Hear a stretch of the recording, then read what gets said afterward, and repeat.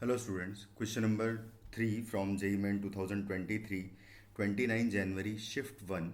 The question is, for two non-zero complex numbers z1 and z2, if real part of z1 z2 equal to 0 है and real part of z1 plus z2 is also 0, then which of the following are possible, कौन सा जो है इनमें से possible हो पाएगा? Imaginary part of z1 and imaginary part of z2 के बारे में हमने यहाँ पर कमेंट्स किया है। तो एक काम करते हैं, सबसे पहले हम लोग क्या करते हैं कि let suppose z1 is x1 plus iota y1 and z2 जो है वो होगा x2 plus iota y2।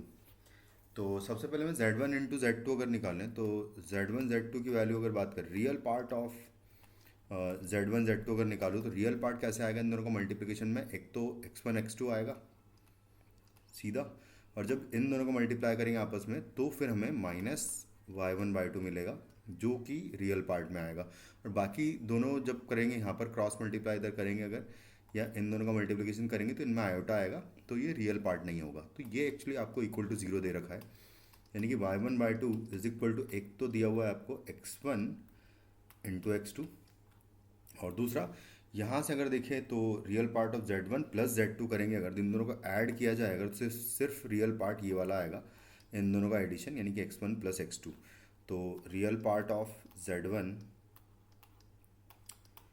Plus z2 is equal to होगा x1 प्लस x2, यानी कि ये आपको इक्वल टू 0 दे रखा है। और यहाँ से हम लोग x2 is equal to minus x1 लिख सकते हैं।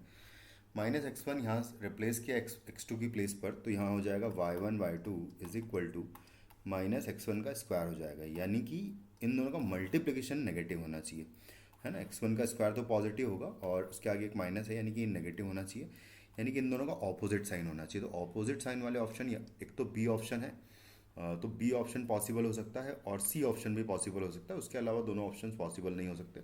तो बी एंड सी आपका करेक्ट आंसर होगा, इसका मतलब कि ऑप्शन 2। Thank you.